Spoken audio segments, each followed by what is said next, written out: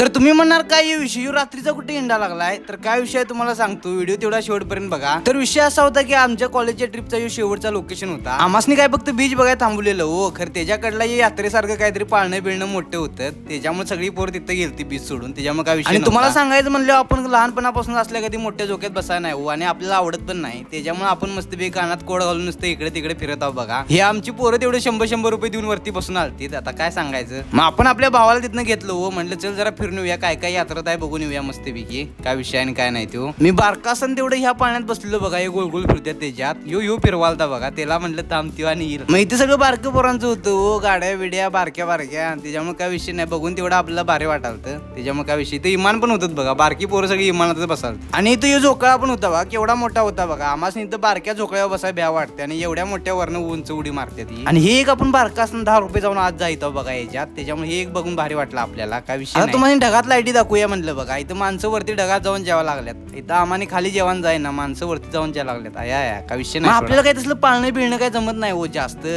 त्याच्यामुळे आपण म्हणलं मस्तपैकी बीचवर जाऊन येऊया, जरा पाय थंड करून येऊया. त्याच्यामुळे काय विषय नव्हता. तर भावांनो, आजच्यासाठी एवढंच. आपला व्हिडिओ आवडला तर 100% लाईक आणि सबस्क्राईब करायला लागते. भेटूया आता आपण पुढच्या व्लॉगमध्ये.